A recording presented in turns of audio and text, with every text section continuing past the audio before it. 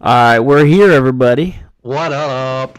I think our sound is gonna be good this Don't week. even say Fingers that, because crossed. in some way it'll be fucked up. Our shit's gonna come out in like Japanese. Oh my Imagine. god. We've been doing this for how many years, and we still can't get the sound right? God, I just showed you a picture earlier. I got like one of those like time hop things, and it was like 3 years ago. 3 years ago tomorrow is gonna be my wedding anniversary, which is nuts because it's like that was 3 years ago. We recorded some shit, and my phone just was just like, we still got it. Here you go. Here's a reminder. That's so crazy. 3 years, and it was just the blink of an eye. It was nothing. 3 years is a fucking long time, but yeah, you're right. It's like, Nothing. and it's crazy because it's like I look at that photo of you and like you sort of like you look the same, and I like pictures come up of me, I look the same. I was nervous, like I think it was probably 6 or 7 months leading up to my wedding. I was like, because my hair was thinning and shit. I was like, I might be bald for my wedding. That dead ass That would crossed have my been the mind. fastest of all time. The quickest anybody's ever gone bald, ever. It crossed my mind. I was like, I might have to just shave my whole head for the wedding, and then like. Thankfully, I made it till right now, and I'm still good. It literally crossed my mind. I think I looked at a picture, and I was like, I don't know if I'll make it to the wedding day with hair. Oh my god. Meanwhile, your shit is fine, and you've been on and off that stuff. I know. So, yeah, so I'm still going strong. By the way, I'm a 3-year-old. Yeah. I hit the, Molly was craving Oreos, so I went to dollar store. Oh, But I just saw your tweet. Yeah. So, Such a good tweet. surprisingly, though, it was like, it was one of those fake, like, good-looking candy sections. Like, it just What? looked amazing because there was mad colors and everything, but I couldn't really select anything, so I went OG with it. Oh, those are so good. By the way, I've totally flipped my opinion on those. We had a conversation about them once where I was like, those are not that great. But I think the last time I had them, it was like a stale batch or something. Yeah, sometimes they get a little sour, like stale. I had given them another chance, and they were so good. And I was like, I've been missing out on these for such a long time. Banging, and people will try to say that the Albanese ones are way better than the Harborough jumps. No, they're No. no way. OD bugging. Like, it's not even close. Not even. Have you had that one with the sour shit on it? I've done gummy bear, sour watermelon, gummy bear, like a sandwich. Is that what you're asking? I'm asking if that you've had that same bag except with the sour shit on it, because they sell that. No, I don't think so. I Really? don't. Yeah, I don't like. I don't want to water down. It's good enough as it is. You don't want to mess with it. It's like it's almost like I like mimosas when I'm at a brunch or some shit, but I don't want to put alcohol in my orange juice because next time I have orange juice, like I don't want to fuck up the taste of orange juice for me. I hear you. So you want to keep enjoying the gummy bears, so you don't want to try the gummy bears with the sour shit on it. Yeah, exactly. Don't fix it if it ain't broke. Uh-huh. I always felt that way about songs. Whenever they remixed a song that I thought was good before, Yeah, I'd be like, why did you do this? yeah. It was so good before, and you fucked it up. But no, on the flip side, there's potential sometimes to make like an OD banger with it, you know? So like if I did try the sour gummy bears and they just like blew my Dick off. my dick off literally, then they're onto something. But sometimes if you try to like change a gummy bear and like you're like, oh, this is like the chocolate coated gummy bears, they sort of had something there for a little bit. Ooh. Yeah, game changers. They used to have them at the ice cream store I worked at. It was That's like so a milk genius. chocolate covered in it was the gummy bear covered in milk chocolate. But we kept them in these plastic containers, and it'd always get mad hot and muggy in them, and it would just melt in that shit. Damn, because they would have been mad good. I would definitely have that. Oh no, they're definitely phenomenal. Like if you go to a proper candy store and like they've got it like a wine and cellar stuff. where it's just at the perfect temperature, and they're like, you want some chocolate gummy bears? They're fresh. You like sort of you bite the gummy bear and like chew off the chocolate part, and then or you can have it any type of way you want, but chocolate covered gummy bears are actually they did okay with those. I'm like mad I'm eating goldfish right now because I want the stuff we're talking about instead. Yeah, but goldfish, I think if we were to swap candies right now, I wouldn't like it at all because the cheese. Yeah, I'm not in a cheese mode right now. Yeah, I'm not really either, but this is all I have. Do we ever talk about how amazing like dollar stores are in general? No, but I agree with that. They're absolutely amazing. They have everything for $1. Like literally everything. I can't It's believe you insane. said that candy aisle wasn't that good. The picture looked amazing. It was one of those fake. It was fake. Like it. So you didn't see a lot of the ones that caught your eye. They didn't have the little sour shits with the It was all like the jujubes. Yeah, shit like that, and like Werther's and like peppermint. That's So it was grandma like candy. it was like a shiny pink wrapper, but it was some fake shit. So like I really had to search for what I wanted. It was like I was gonna go Twizzlers. Oh no. I don't know. I was feeling Twizzlers tonight for some I'm reason. I was anti-Twizzler, feeling, man. Like forever. Yeah, I'm anti-Twizzler. I'm flat out anti-Twizzler. I don't know. I mean, I'm okay with Twizzlers just because like they've just been an OG in the game forever. Twizzlers reminds me of my sister because my sister used to have Twizzlers. And Good and Plenty reminds me of my dad. That shit is buns. Good and Plenty are buns as fuck. It's purple. It's like Even the person who made Good and Plenty's was like, nobody should buy this. yeah, I don't even know what. Yeah, Good and Plenty's are terrible. They're so bad. And then Almond Joys they like too. Those aren't bad. But I don't get how like I'm sort of so happy when I go into the dollar store, but then if you like dig deep into how everything's $1, there's definitely just like these kids slaving away making like the shit for the dollar store, you know? I hope that's not true, but it's probably true. There's no factory of like just normal ass people like, oh, this is gonna go to a dollar store. Good day, Bill. Yeah, I mean that's the thing. What's the clothing store on Central that I used to go? Marshall's, I think. Oh yeah, Marshalls and TJ Maxx and all Definitely, yeah. TJ Maxx actually is the one I'm thinking of. Mm-hmm. Definitely mad stuff just made in like Cambodian sweatshops, and then there I am spending like $5 on a brand new tie, and like contributing to a slave market. I'm such a terrible person. There's you can at least like reason because supposedly it's like defective. That's true. They do shirts say and that. shit. Like there's something a little bit wrong with all of them. Yeah, like something you can't notice. Like they'll Yeah, sell a polo. the back a of polo. the tie would be the thing that you put the tie in. Like Yeah, it would yeah. be upside down. Yep. Or like a polo shirt would be a size large or something, and maybe like the back end of the shirt was a little longer than like what the like so some shit you'd be like, there's nothing wrong with this, but like little manufacturing errors like that. Or sometimes Molly worked at Nordstrom. I think they said they sent like out of season shit over there too. Yeah, but okay. See, here's a good thing to have a conversation about. I think people are crazy if they think like, oh, I can't wear this thing from 2013 because it was the 2013 style. You know what I'm saying?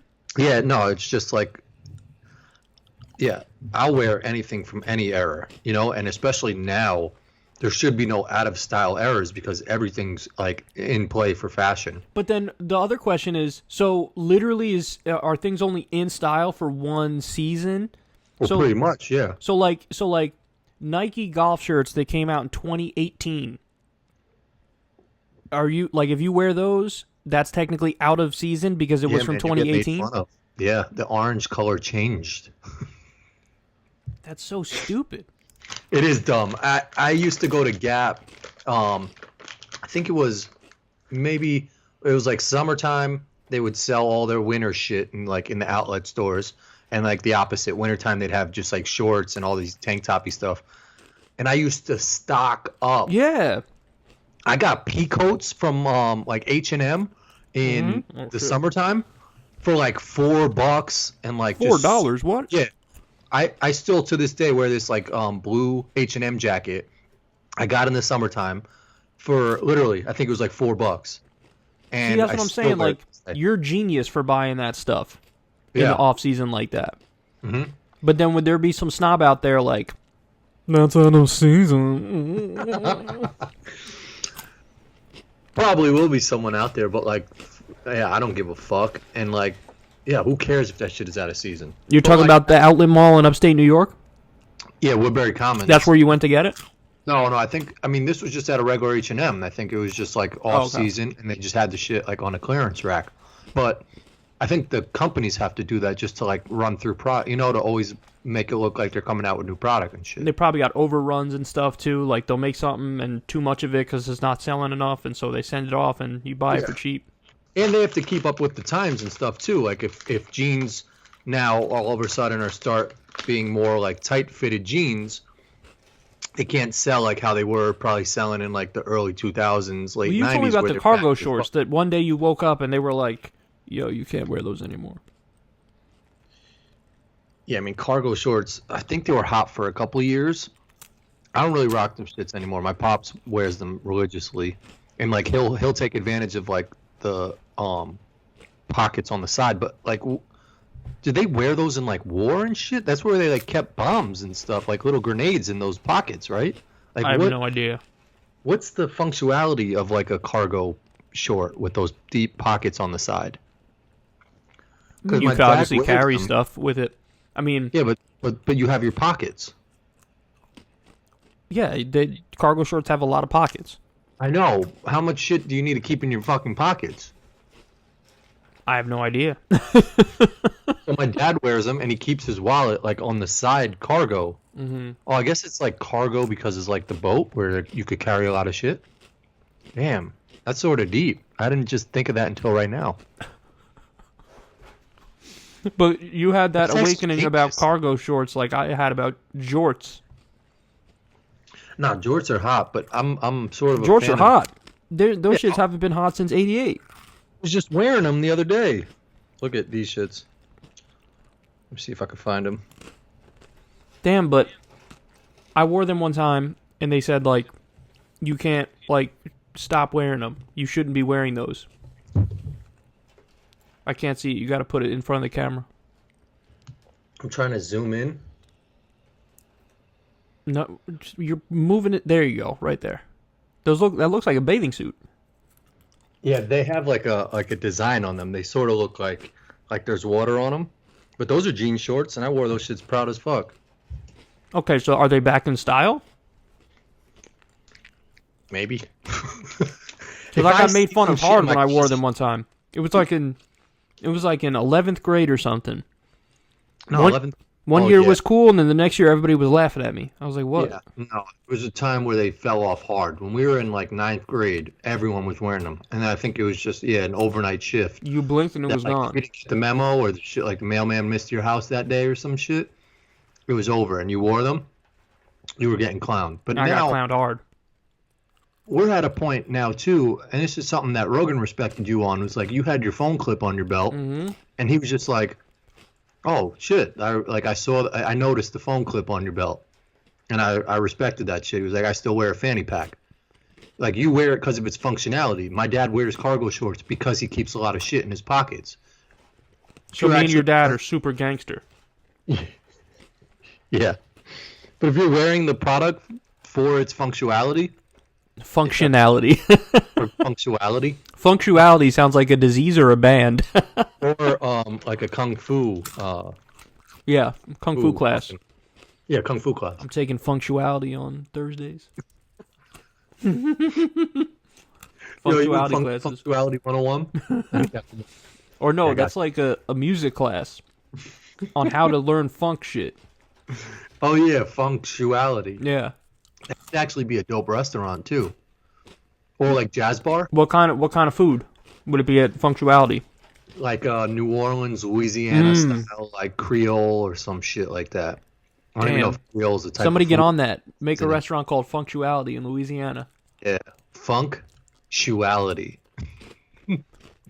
You got the thing that you're supposed to read? Yeah. Let's tell everybody what we're about to do here, or what you're about to do. He's got everything for me. But Drew, who makes Secular Talk Animated, I just spit a goldfish like all over my shit. Anyway, he makes Secular Talk Animated, and he's doing a Kyle and Corin animated, which is only like I'm so excited to see it. You have no idea. I'm excited too. And basically, what he does is he'll take clips from either my show or from Kyle and Corin, and he has everything from me that he needs, but he doesn't have all the words from Corin yet that he needs. And so he gave Corin some lines that Corin's got to say in this podcast. And then some of the shit is a little. I should have just did this off camera. I'm reading some of the shit, and it's a little weird.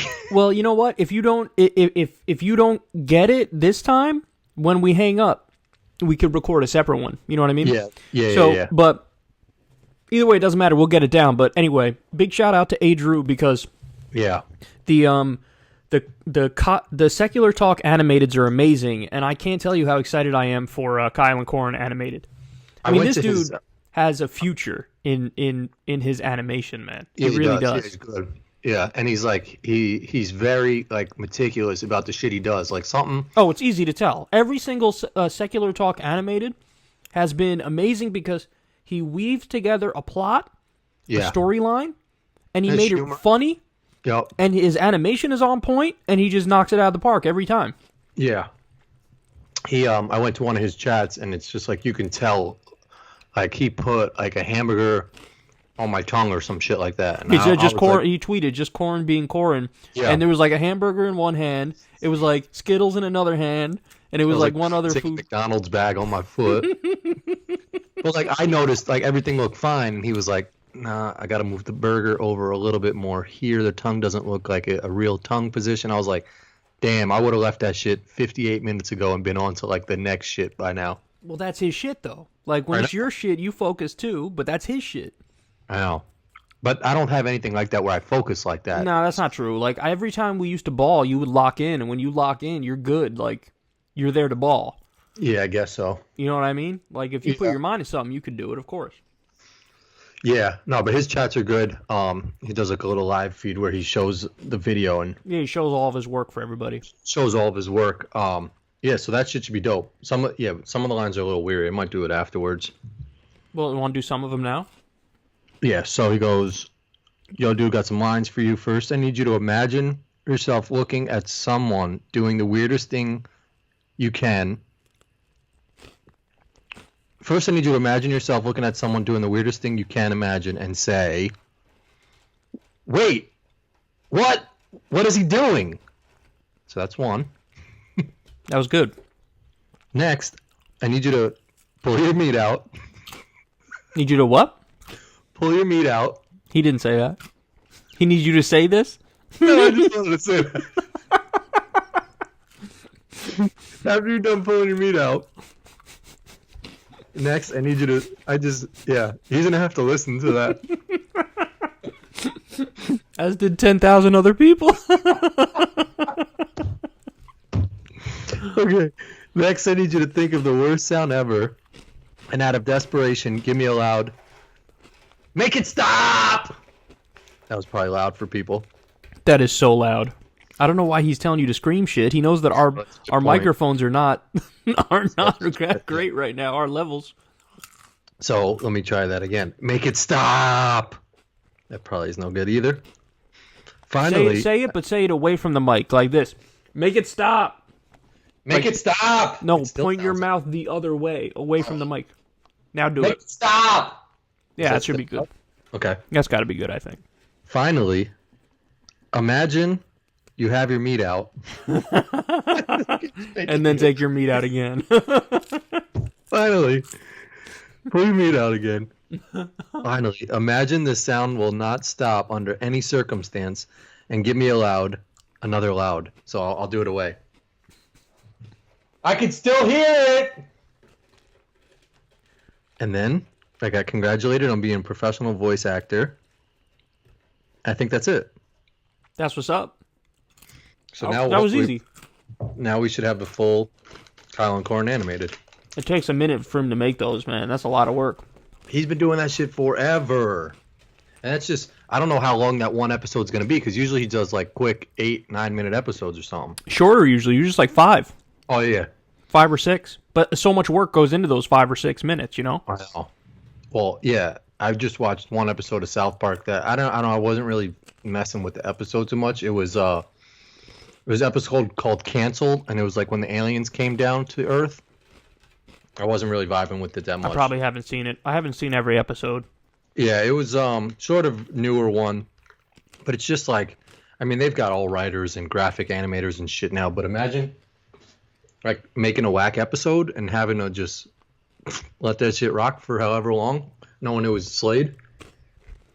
I mean, the thing that makes that show so good, though, is how they just kind of run with it.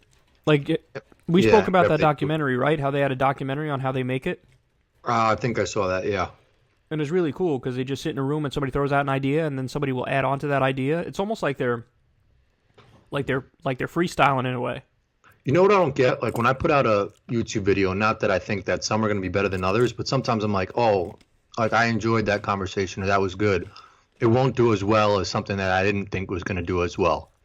And like for some reason, I feel like people on YouTube know when a video is going to be good and when it's not going to be good.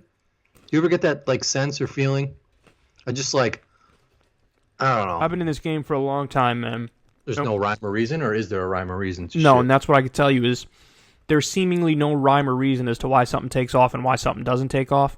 Mm-hmm. What I can tell you is for what you do, it's a little more difficult because you can't really drag people in with a catchy title because you're just talking about who Nor you're do I talking want to. Like I sort of get turned off when I see like that whole Ben Shapiro type of shit where it's like they destroyed by blah blah blah. Yeah. But does that get people to come watch your video? Well, the point that I was going to make is, for what I do, because I cover individual news and politics segments, is I have the ability to have a really nice title drag people in. Because they'll go, oh, I'm interested in that because the title drags them in. Whereas for you, if you're just talking to somebody, then they need to, they basically need to want to hear you talk to somebody because they're not getting any details. It's not like in the title, it's like, my neighbor sucked off a whole football team in college or something. Like, you know what I mean? Just like education or something like that. Exactly. Like talking to this person about this, this, and this. So it's like they need to want to hear you talk to somebody. And it's not, for me, it's like, boom, topic in your face. Whatever the topic is in your face. With you, it's more, this is the person. And then we touch on this, this, and this. You know what I mean? And listen, you notice the same thing for Kyle and Corin. That's why sometimes titling it sometimes is hard. Because it's like, well, what do we do? Do we, we usually speak about 100 different things. Which things do we put in the title? Like, you have to figure it out. You have to, I don't know. Which things did we talk about for the longest amount of time? Which things were the most interesting we talked about? Which things were the most controversial that we talked about? You know what I mean? It's hard to keep a conversation for a while. You know, you feel like you know a lot about people. And that's why I'm always impressed. Like, I've started to, as I start interviewing more people and, sort of becoming more engaged with interviewing and understanding how to do it, I've really been listening closely, not so much the content of what Rogan, all these podcasters are doing, but just how they open up their conversation. You know, something he did with you was, I think he mentioned something about your wardrobe, you know, and wearing the sport coat or something.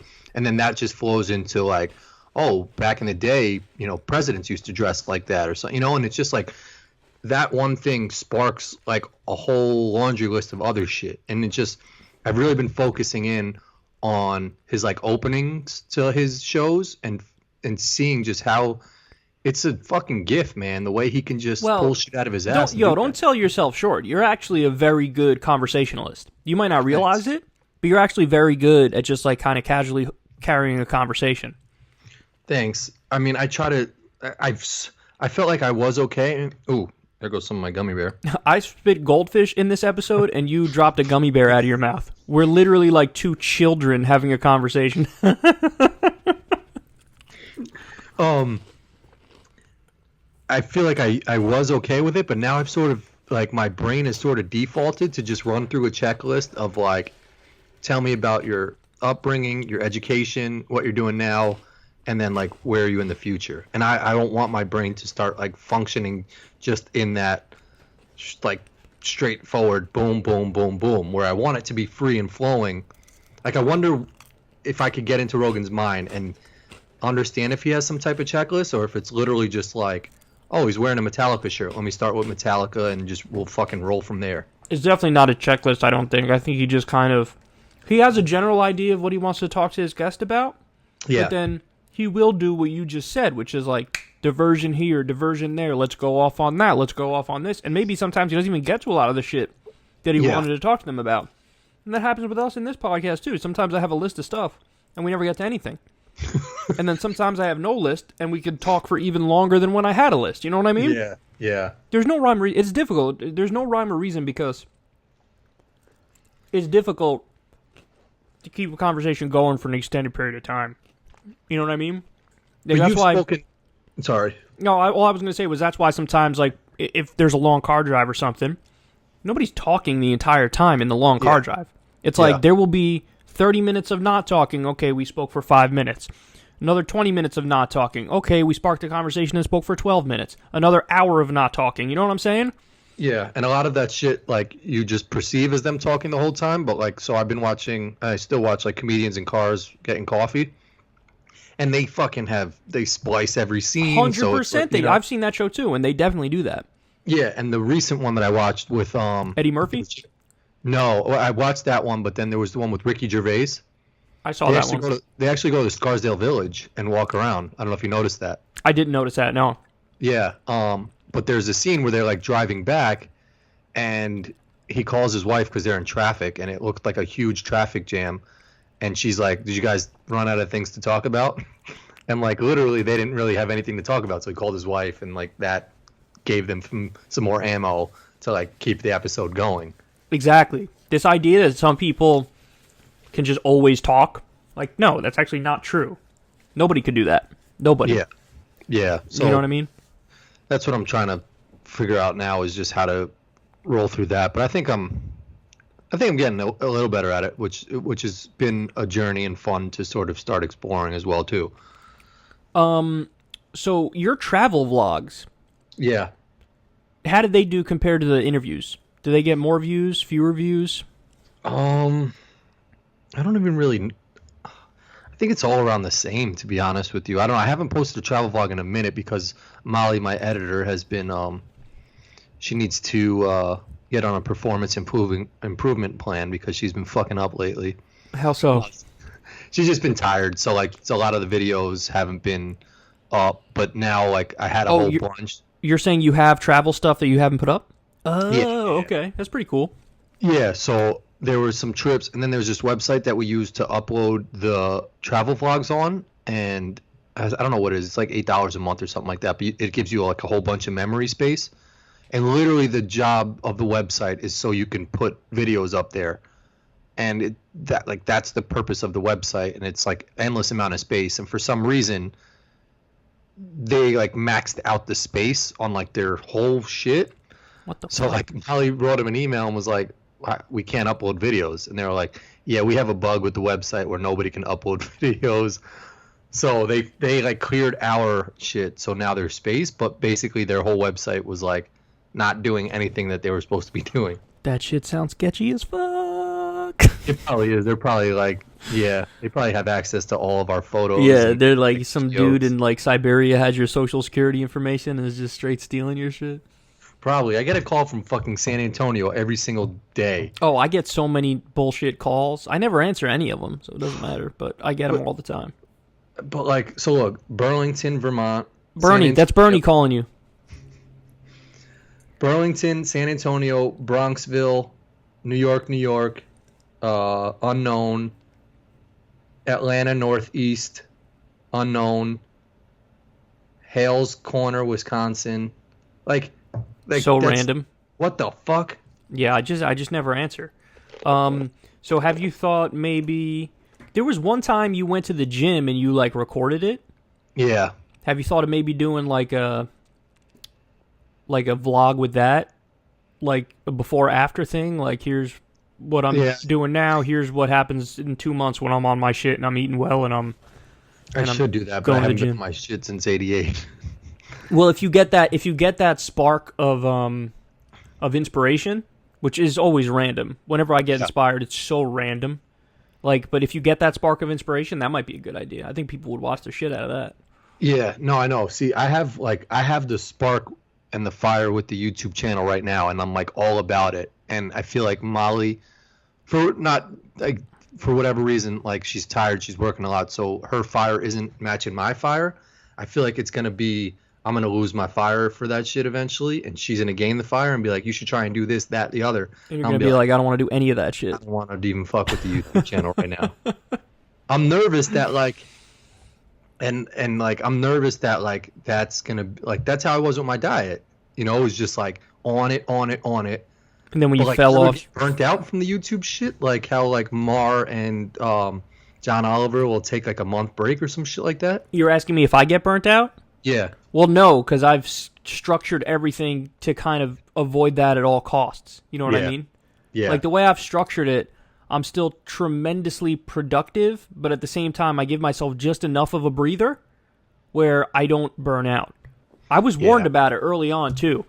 TYT warned me about it. They were like, listen. It's like, don't get burned out? No, like they said, like, so many YouTubers. There are a lot of YouTubers who even, like, made it as being a very popular channel, and then they just got burnt out, and then they just totally fell off. Yeah, that's where I'm going to get to, because it's like, I want to do like a sports shit, so I might start doing a sports shit on Thursday, but I actually enjoy talking about sports, so that might be chilling. Oh, you're doing a sports shit on your channel? Yeah. That's a great idea. Yeah, the kid that I did a chat with, Matt, earlier on, he's like into sports too. He's from Long Island. So I was just going to chat with him about like whatever topics are going on and shit like that. So we just recorded one on Sunday. All right, well, speaking of sports, since you brought it up, so Vince Carter just signed a deal with the Hawks. He's like 97 years old. You said it's a record because it's 4 decades. If he plays in a game this season, he'll be the first ever player to play in 4 decades. How's that possible? So he played in 1989, right? I guess in the 80s he played? No, he played in the 90s. 90s, 2000s, 2010s. That's 30. And then the 1920s. The 2020 season, so he's going to be playing. Oh, by then you're saying, okay, yeah. I got it. Technically, this is the 19. So when was his rookie year? 90 what? I want to say like 97 maybe or some shit. 98. Vince Carter rookie season debut.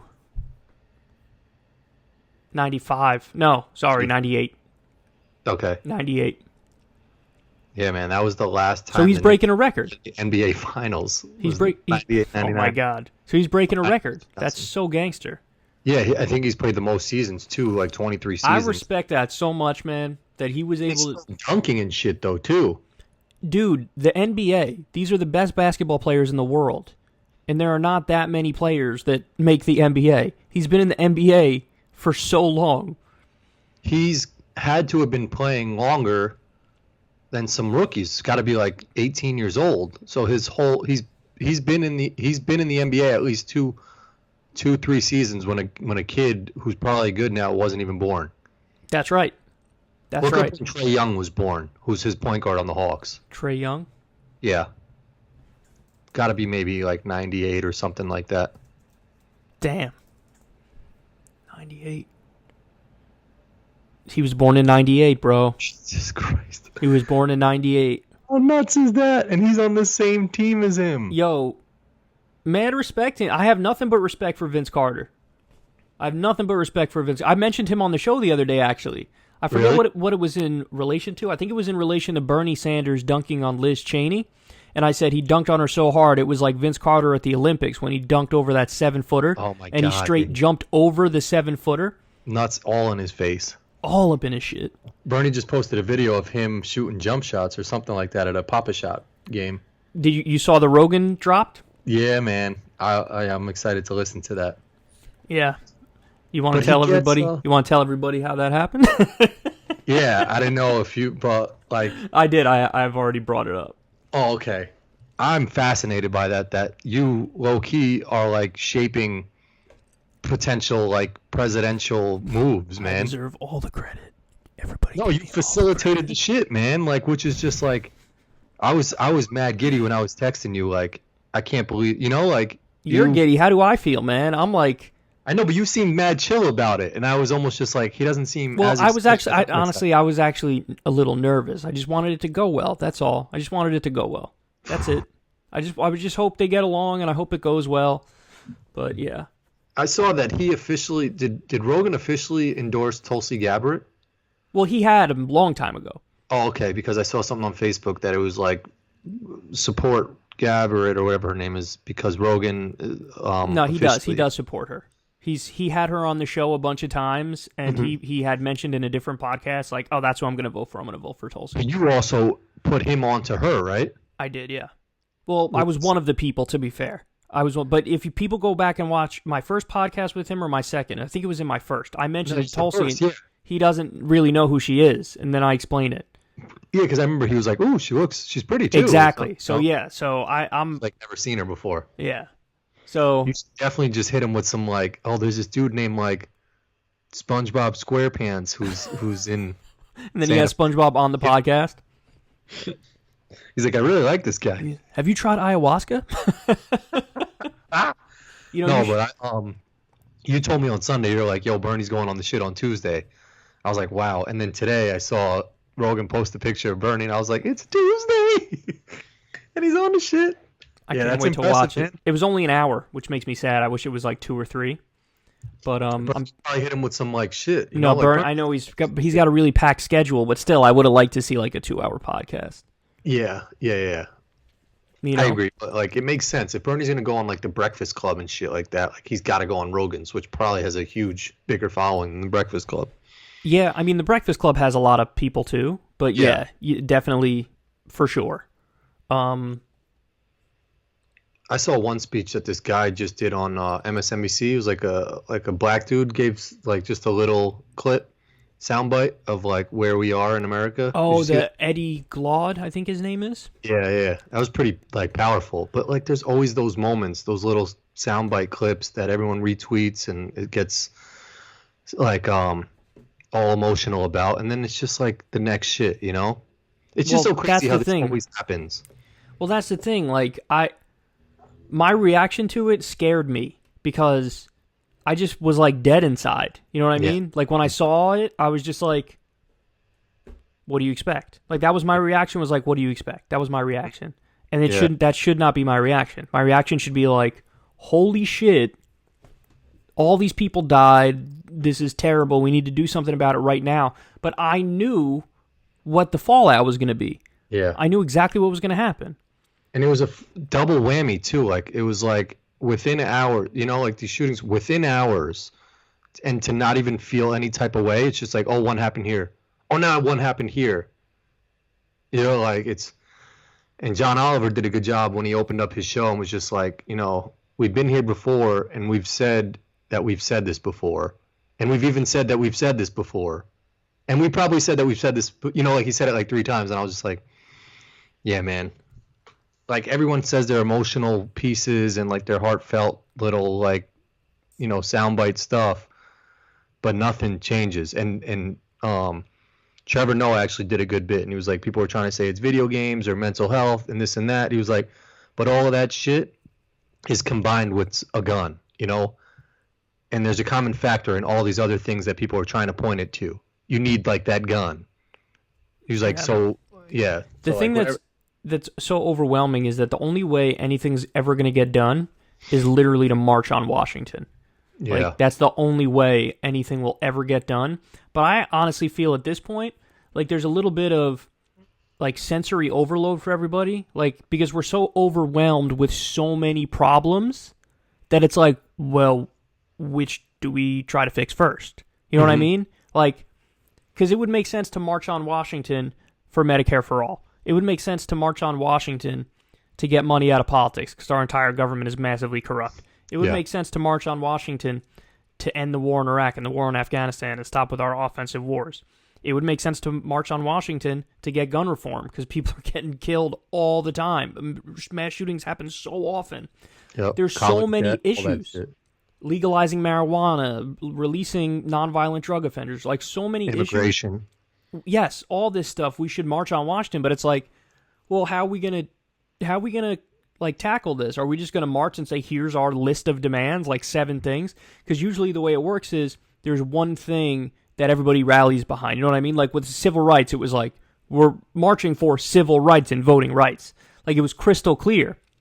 But with so many things that we need to fix, it's just so overwhelming. It's like, where do you begin? What do you do? How do we prioritize? And so we're basically stuck at square one. That's what it is. We're just stuck at square one. It's like gridlock. We're just stuck there. What the hell do we do? I mean, like, so you saw it work in Puerto Rico, but like to your point, they had one issue. It's like, get that guy out of office. Yeah, that's right. And that's what they were all riled up about. But like, you're right. If we all just rush Washington, you have, you know, me talking about, you know, gun reform. Then you have like LGBT talking about, you know, their thing, and it's just like you can't come to a consensus because everyone's yelling their own shit, you know, and no message gets Yeah, like, I mean, loud and clear when everyone's yelling. that's why organization is so important. And like in a world that made sense, we actually would be able to organize like literally 1 million people or more, where we all get together and we do have a list of the issues. But unfortunately, what would happen is some people would be like, well, how come this issue's not on it? Yeah. And then somebody else would be like, well, how come this issue's not on it? And then the whole thing could fall apart because they could say, well, you're fighting for those 5 issues, but there's like 4 others I care deeply about, and we're not doing shit on those, and that's messed up. So again, we're just stuck at square one, and it's just it's infuriating. Do you think it was bad timing for that Neil deGrasse Tyson thing when he said his shit, or like? Yeah, I mean, I don't like T.J. Kirk, the amazing atheist, who I love. Mm-hmm. He did a video and he was kind of like defending Neil Tyson and saying that like, oh, everybody else is idiots. But it's like, no, I mean, the sentiment behind what everybody's saying is like, hey man, not now. Like that's the point. That's the real underlying point to Neil deGrasse Tyson. It's like, hey dude, reel it in a little bit. You know what I mean? Like imagine like your family gets murdered and then I show up and I'm like, well, Corin, statistically, like, you would be like, you'd look at me like, what the fuck is wrong with you? Yeah. Because that's just such a non-human reaction. Now, of course, Neil deGrasse Tyson's reaction is going to be like, but bro, I'm factually right about all that stuff. And it's like, okay, so what? There's a time and a place. So what? Yeah, there's a time and a place type shit. And I'm usually more on team like harsh truths.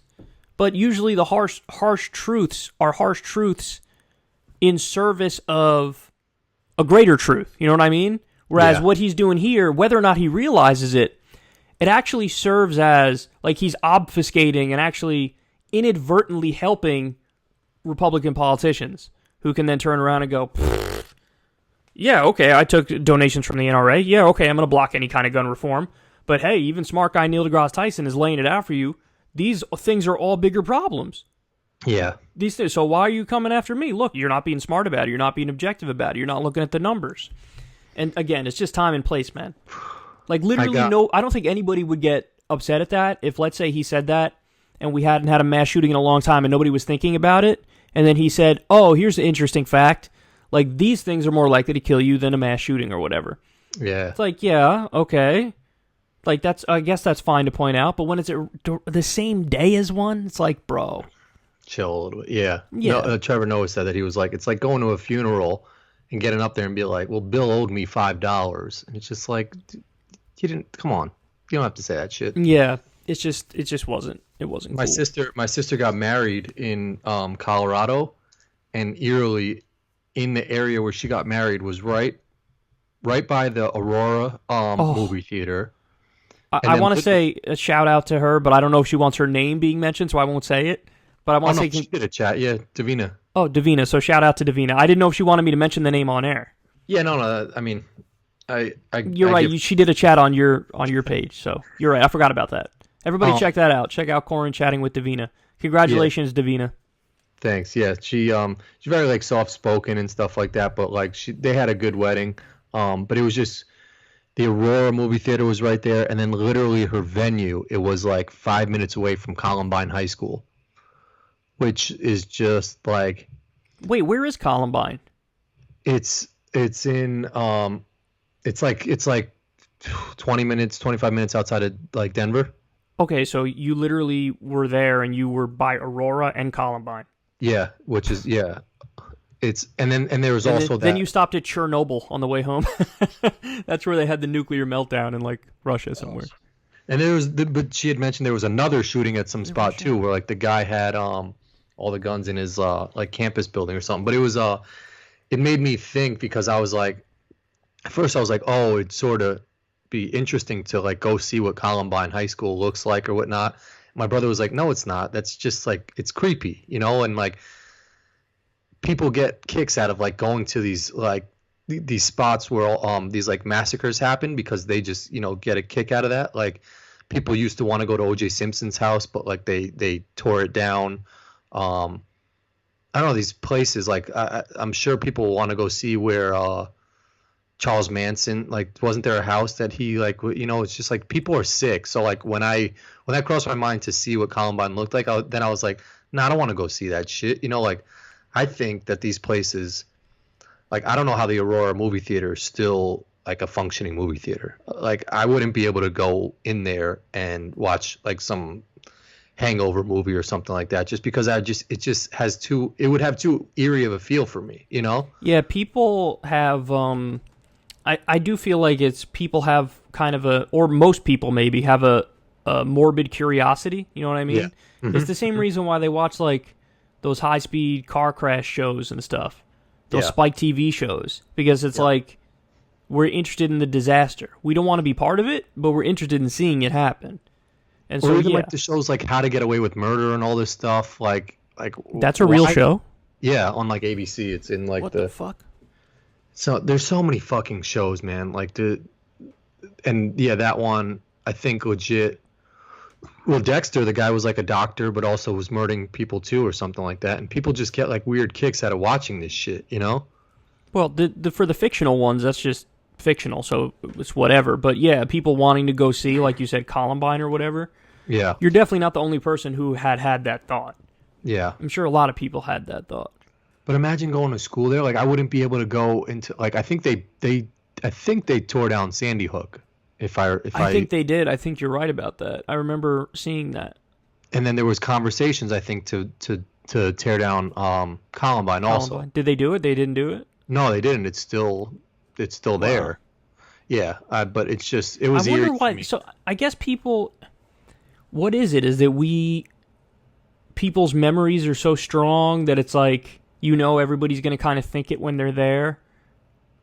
I don't know, man. Is it like a dark energy type thing where people just feel like something's off here? This isn't right. I mean, would it bother you if you knew that that inside your house, like the person who owned it in 1970 whatever died in the house, or no? Would that bother you? Probably for like a day, and then I'd get over it. Yeah, I could rock with that. Like the first thought would be like, "Oh, that's weird," but then a day later, you're like, "Doesn't fucking matter." After that, and I guess maybe that happens like when you're doing something. Maybe for people in Columbine, it's they can go to class if they just keep doing it, and instead of shying away from it, you face it, head on. I don't know. I don't know. I think my stepfather's mother passed away in the house I grew up in, and at first I was like, damn, like she passed away in this house. That's a little creepy. But then I was just like, she was old and passed away in a house. Like, am I not going to step into a hospital because people die in that shit every single day? Yeah, exactly. I mean, I feel like maybe for a mass shooting it's a little different because it's so bad and it's on another level. But yeah, I feel like for something like that where somebody died in the house, it's like, okay, because not every house is a new house. Houses have been around for a long time. Like it is likely that somebody died in whatever place you are, whether it's an apartment, a house. Like it's likely. Yeah, I guess so. I don't know. Do you feel like I feel like when it comes to celebrities dying, that it actually doesn't even happen as much as I would expect? Because there's a lot of famous people. And oftentimes you'll go like 6 months to a year and just nobody famous who passes away. You know what I mean? Yeah, there's a lot of old famous people that are not dying. So can you do us a favor and start dying, please? But that's what I'm saying. Like, it's kind of weird how you would almost expect, because of how many celebrities there are and how a lot of them are old, that like it would occur so often. But no, sometimes I'll go 6 months or a year without hearing about somebody I know of who passes away. Yeah, until you watch like the Oscars and then they do that in memoriam thing and you're like, oh shit, Dick Van Dyke died this year. And it's like they start rattling off Clint Eastwood died. And it's like, he's dead now? And it's like, when did he die? He was like, a couple months ago. Clint Eastwood, man, he's been around for so long. Clint Eastwood's been dead for like 12 years. Still doing movies, but dead as fuck. Every movie's the same. It's like he goes to his trunk and like there's gonna maybe be like a dead body or some cocaine in his trunk and he's got to make a face and pretend that he's just an innocent old dude, but he's really just like carrying mad guns or drugs. Yeah, or he plays a racist old guy with a heart of gold who like turns out to not be racist in the end after all. That's just like making a face like. he does always do that squinty face. Hell yeah. But I want to go back to the sports thing because we haven't spoken about this yet. Melo. Yes. So I saw the Stephen A. Smith and Carmelo Anthony discussion. Yeah. I have a soft spot in my heart. Well, for me. I was just gonna say I did not have a soft spot for him, but after that interview, I do. Yeah. Now I do. I told you, like, I don't have a lot of sympathy for guys who have made a dick ton of money. You know, he's made a boatload of money. But he still deserves to be in the NBA. He's still very good at basketball, and he's still worthy of a spot. He's better than a lot of these guys in the league. He's on some, like, Colin Kaepernick shit where, for whatever reason, he's being blacklisted from the NBA. Hold on. I gotta say I disagree on that point because Colin Kaepernick, it was like a principled stand. Carmelo Anthony is just office politics. They don't like him for whatever reason. Yeah, but it's similar to Kaepernick where all the executives have sort of come to some collusion shit where no one will sign him. But Kaepernick did it for like a literal political issue where he was like for like an issue of police brutality. He was taking a stand and saying, "No, I want to address this issue. I want to address the issue of like cops killing black people." Yeah. So I mean, that's why. Whereas with Melo, it's just like the owners are like, "I don't like him, and you shouldn't either." Yeah. Yes. The situations are very different. Yeah. But like the result is the same. No owners are going to sign them just for whatever reason, you know. Like, but now let me ask you this, because this is the thought I was having. What would make more sense for Melo? Would it be some shitty ass team that's like the worst team in the league, just taking him and saying, "All right, now you're coming off the bench, but when you go off the bench, you go ham and drop as many as you want"? Or would it be no, like you're going to play on a serious team and you're going to be a role player, and now you're going to be a catch and shoot guy? That's what I want to happen. I don't want to see him go to like, I don't know, the Memphis Grizzlies or something like that, and just be in Memphis and like come off the bench and, you know, just be typical Melo where he shoots a lot. I would love to see what he said in the interview. You know, he could be a leader, and like his whole thing is communication, and this goes across the board with everything. Well, that's why I was sympathetic to him, because he basically made it sound like they just never told me that this was my role. Like I thought I was the missing piece, and that I was going to be the one to help him, both in Houston and what was the other one? OKC. He said both. Like I thought I was the missing piece. That's what they communicated to me, and then all of a sudden they're telling me to come off the bench. They just didn't have the conversation with me. Yep. So if he's telling the truth about that, then yeah, I feel bad for him because he could. Which I 100% think he is. He says I could have adjusted. Like I could have adjusted, and maybe would have been hard, but I would have adjusted. And now he's basically saying like. But what's his face? Max Kellerman, I think his name is. He made a good point. He was like, well, of course Melo says now, like, fine, I'll come off the bench because he's out of the league. So that's like a giant step up to be like, fine, I'll come off the bench, you know? But Stephen A. shot back with some shit where it was just like, he's not just saying that now. He's, like you said, he's never been told to be a sixth man. He's never been told to come off the bench.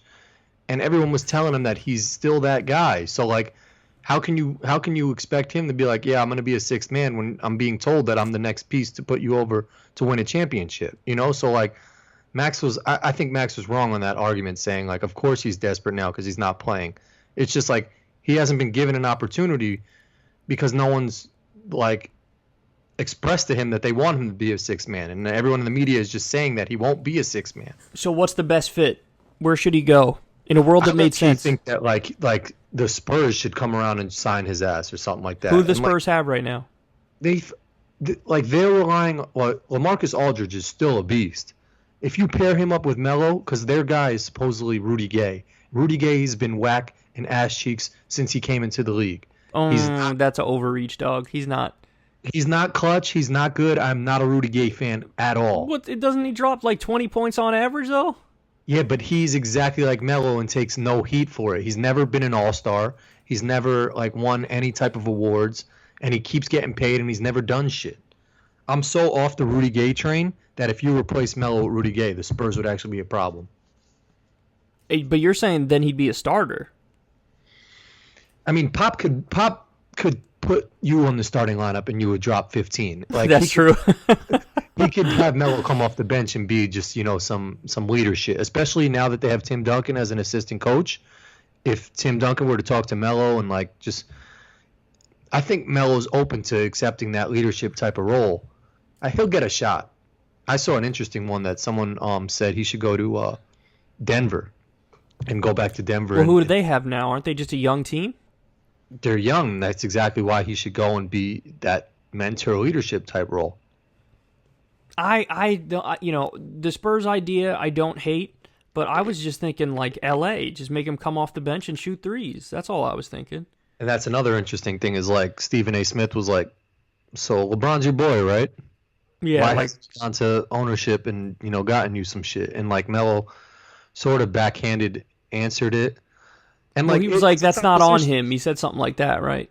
That's what I'm saying. And it's like I sort of think of like my YouTube channel as like, damn, I have 4,000 subscribers, but I wouldn't have that shit without you, but like we still do this podcast on Tuesdays and shit like that, so like people know me from that. Like people can't expect LeBron to just be like, yo, put Melo on the team. Like they haven't really done anything together to prove that he's worthy to be on. Also, we don't know that he didn't try. It's possible he was like, okay, and then he tried and they were like, no.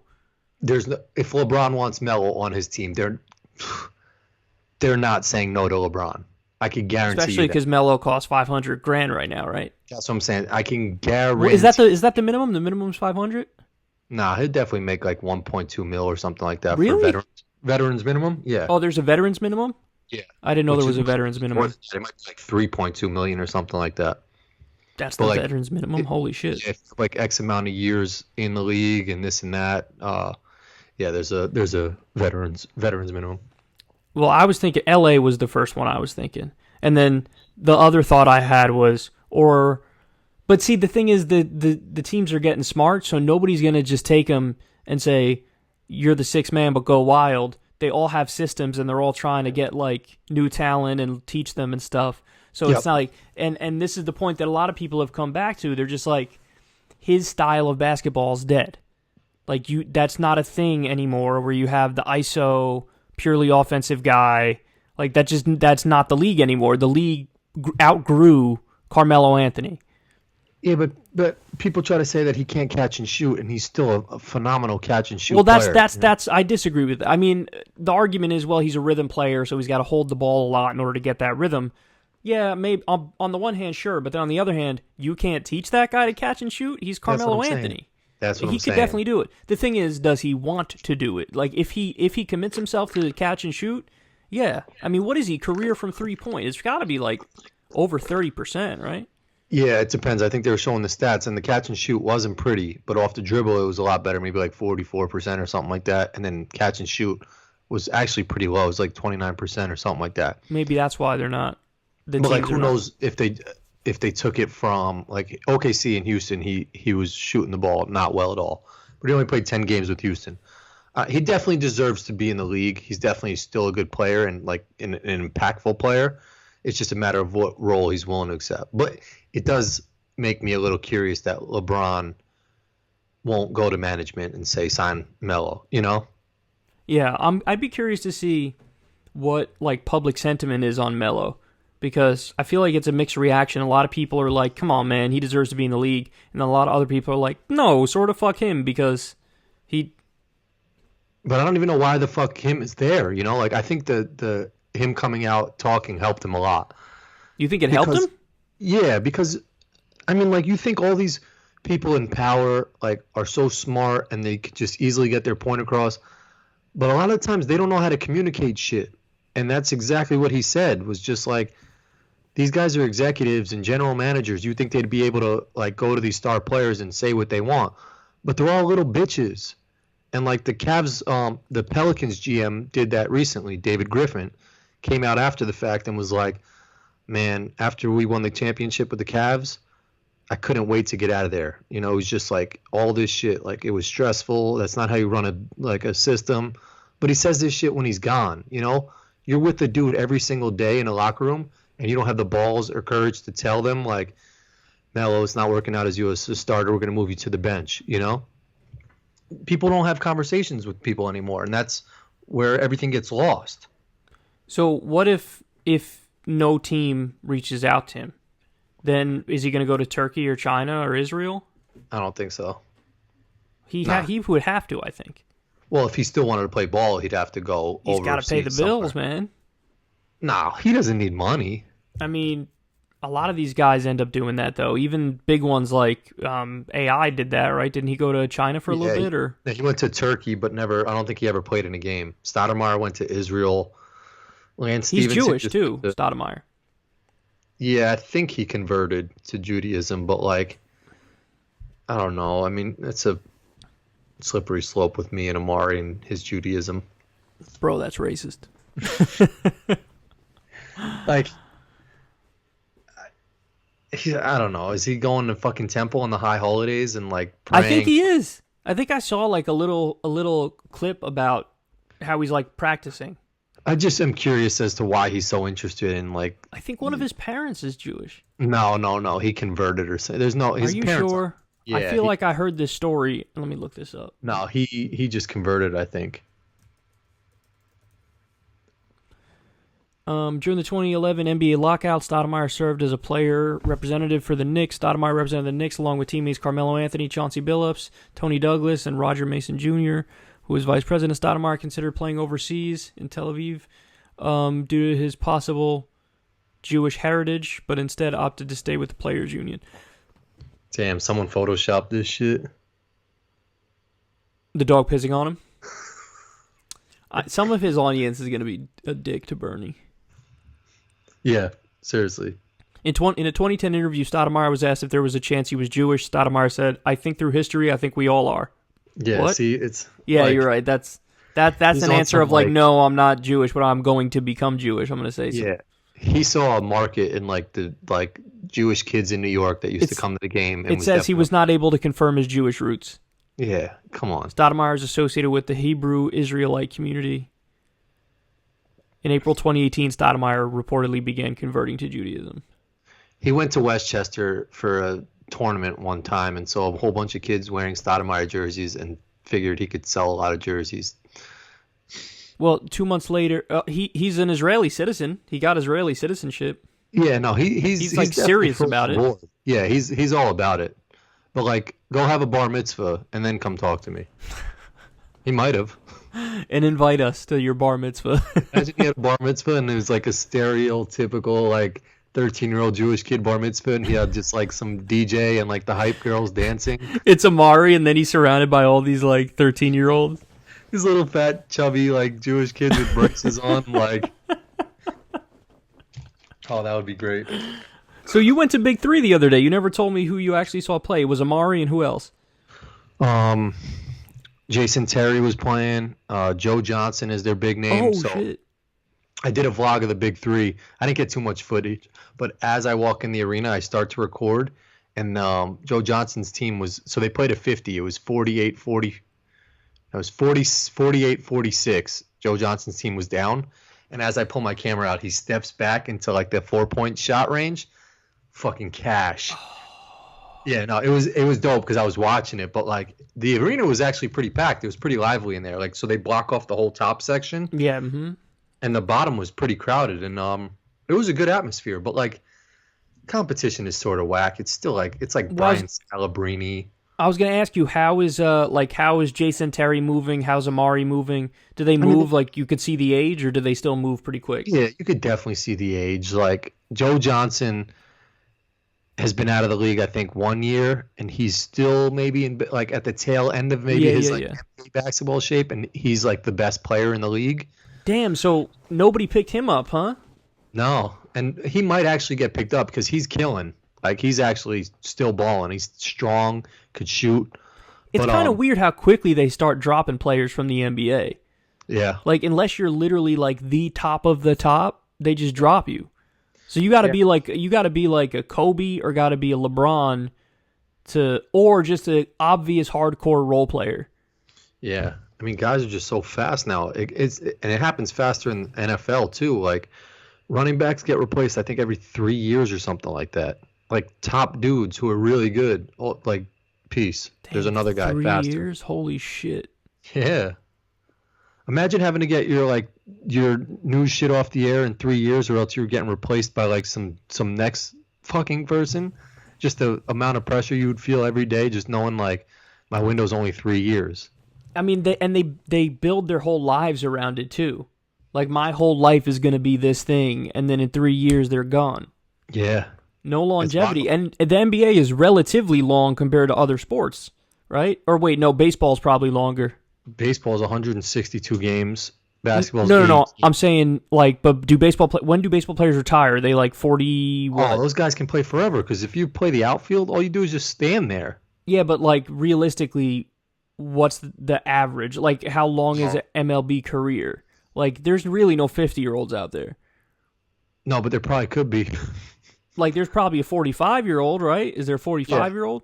That's still maybe a little old, but there's definitely some older baseball players. Like the career span of baseball players got to be at least like 6 years or something like that. Oh, I would guess longer. Let's look it up.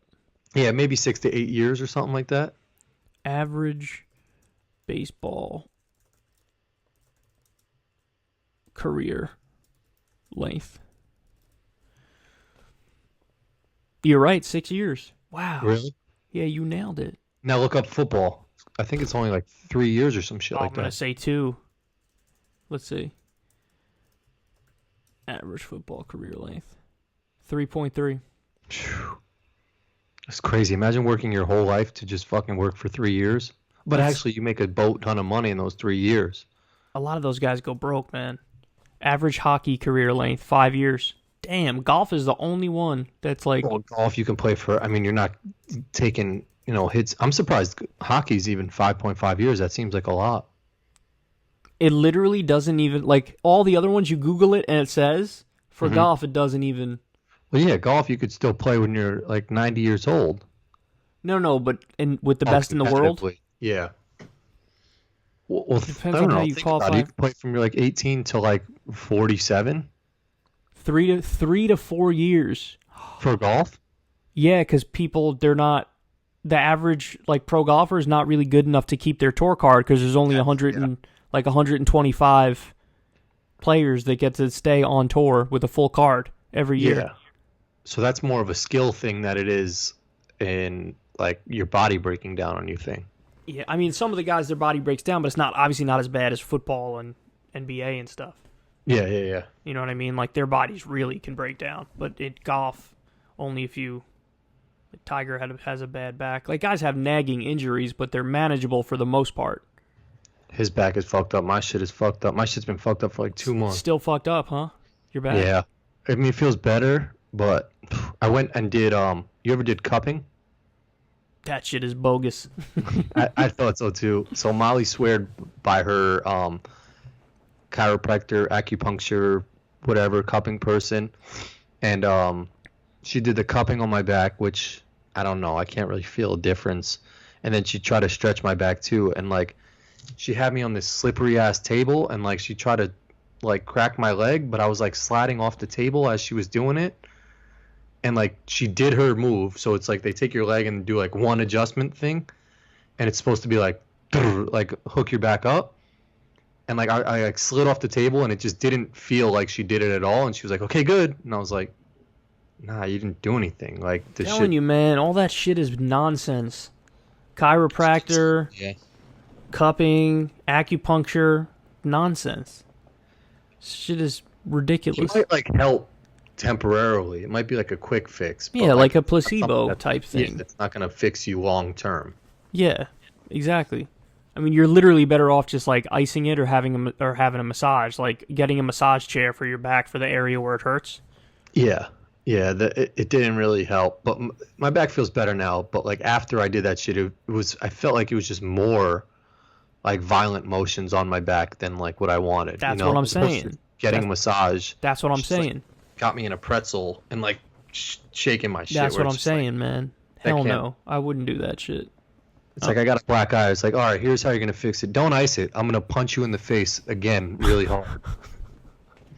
For a lot of people, if they just feel like you're doing something, that gives them the placebo effect, where it's like, oh, they did something, so I'm good now. You know what I mean? Yeah. But it's Which is weird. When you watch boxing, and they do have a black eye. They take that thing and try to like sort of push out the blood. You know? I think the metal is like you're talking about the cupping thing. Or I think so, yeah. They use a metal thing for that, right? Yeah, the metal thing. That's not the same as the cup. The metal thing, I think, is correct me if I'm wrong, but I think that's for like cooling, right? I think so too. Yeah. I think it is a cooling thing. Metal. I don't even know what to Google. Metal thing, boxing, boxing users, boxer's face, metal thing, boxer's face. Sometimes end swell, sometimes called end swell. Oh, yeah, Stop swell or no swell, or simply eye iron, is a small piece of metal with a handle. It's traditionally kept on ice. There you go, and used to cool the area. That makes sense now. Yeah. There's nothing that's going to be better than, like, painkillers or a massage or, like, heat or cold, depending on what you respond better to. And just, like, rest. Just rest, exactly. Just rest is huge. But also, like, it sucks because sometimes when you have to sit for such extended periods of time, like, the way you're sitting is, it could hurt it. You said that's how you think a lot of it got hurt in the beginning, right? Just sitting. Yeah, without because there's that separation in your back where it's like it's straight and then there's a little bit of your back going like inward or some shit. There's that space missing that you need support there, like lumbar support or whatever it's called. Lumbar support. That's how you know we're getting old, is like you could hurt yourself just sitting. And we know those fucking terms. Yeah, lumbar. Lumbar support chairs feel good as fuck. Like, it props you up nicely, and you're like, ooh, this is comfy. Do they have lumbar support chairs? Yeah, they do. And you could get, like, little pillows that are, like, lumbar support pillows. That are. Yeah, I got a pillow that I sleep with now that, like... No, I'm talking for when you sit, not, like, sleeping. Lumbar support for when you sit. It goes like the bottom of the chair, and then it props you up, like, nicely. Oh, okay. Yeah, no, I have something for when I sleep, too, that, like, is a little... ridge that goes in the middle, like the middle arch of my back. Damn, we're fucking old. We're looking up back pillows and shit, and we're like 31 years old. There's a 3 in front. That means you're old as fuck. That was always my rule. My rule was once there's a 3 in front.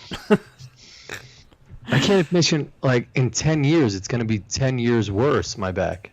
No, that's not necessarily true. It's not going to get 10 years better. Well, you don't know if this thing you have, is it like a permanent... No, issue? It's definitely getting better. That's what I'm saying. Is like your back could just heal. My friend Brian, he had a back issue and it went away. He likes playing golf and he couldn't play golf for like 2 years because of his back issue, but then it went away. Yeah, I think this will go away eventually, but it's just a pain in the ass right now. But it's whatever. Yeah, well, we got a lot more of that to look forward to as we get older. I hurt my neck. I hurt my elbow. I hurt my back. I hurt my neck, my back. Wonder what she's doing now. What, the Kaya?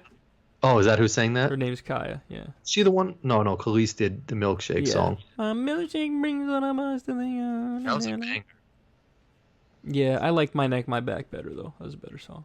They're doing construction on the road right outside of my house. Guess how long the construction is going to be for? And this is the main road that goes to my house. How long? 2 months. Wow. That's so terrible. 2 months. So do you hear it loud? I don't hear it, but I gotta go around every single, the longest way ever just to get to a street that gets me to my house. That's the worst shit ever. I just got an email the other day.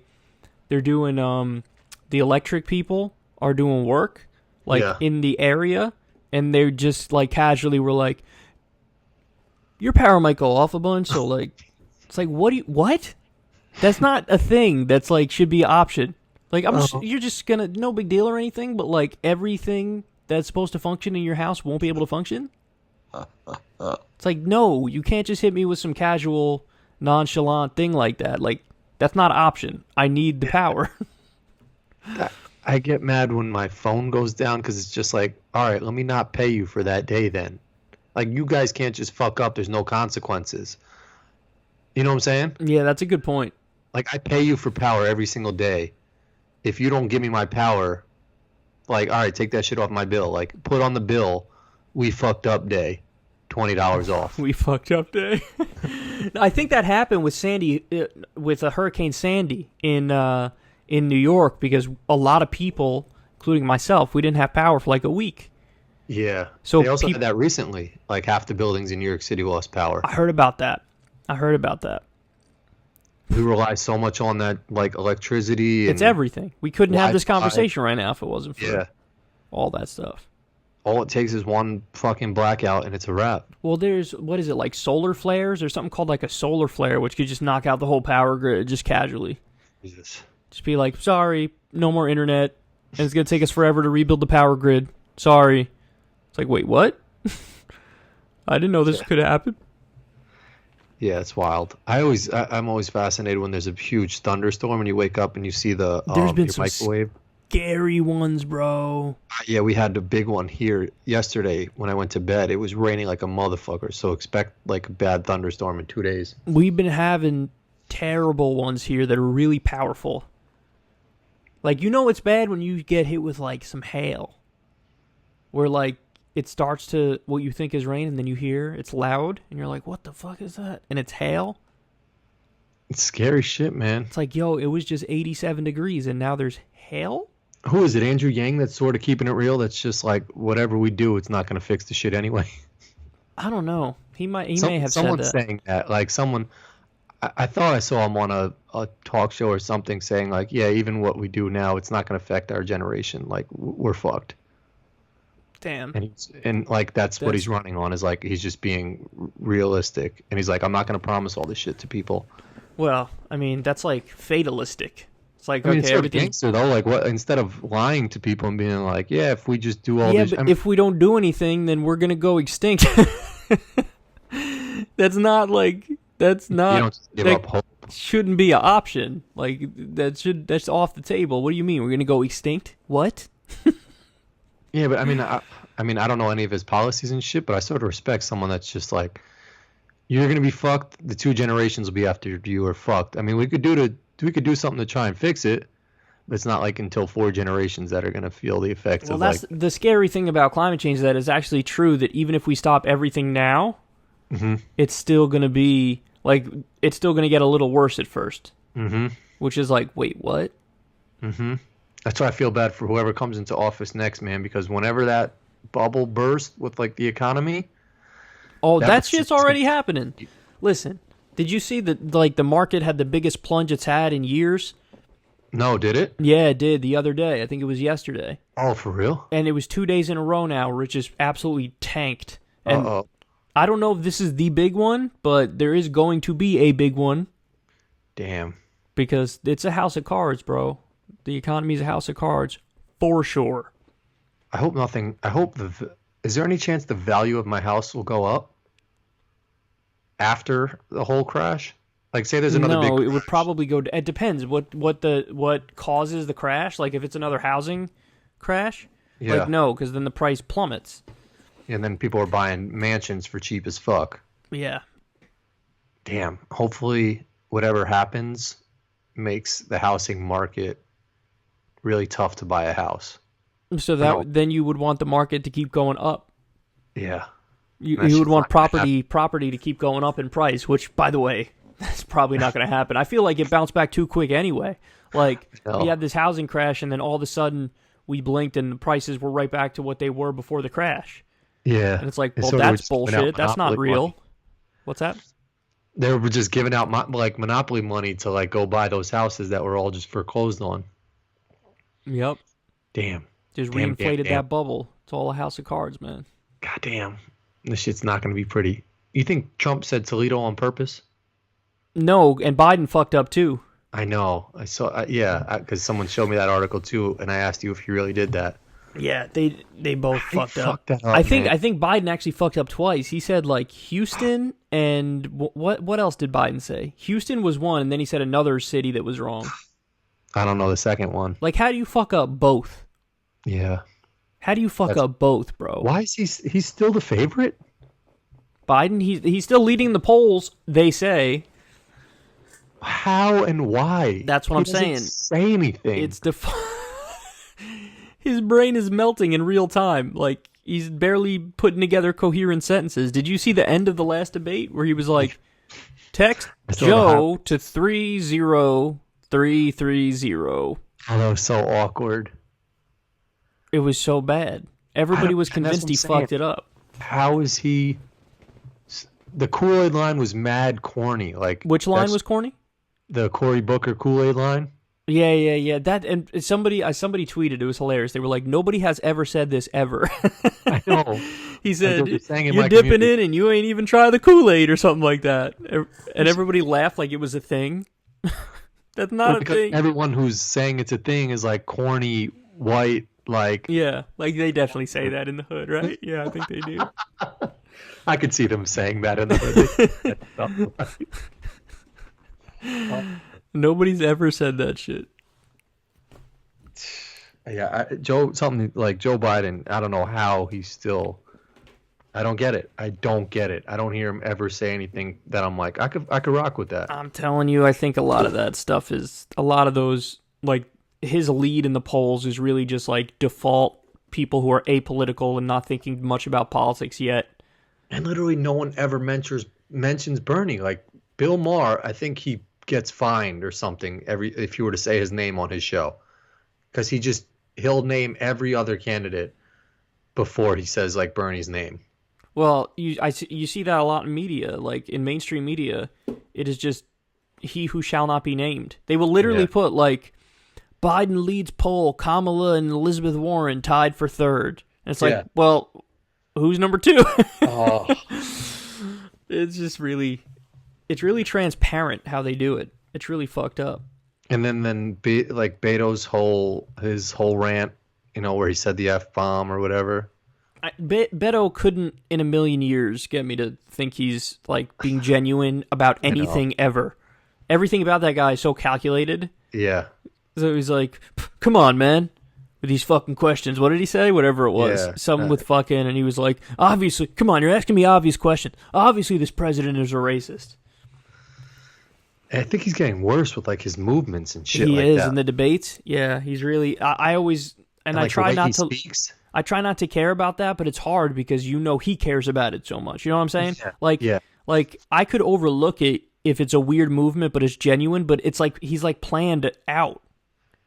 I think Bernie genuinely like talks like with his hands. Hell I don't yeah, think of that's course. a scripted That's thing, what I'm saying. I could overlook it because it's him. But with Beto, it's like he's trying to do his Obama impression, but he's like weird and flaily and jerky when he talks.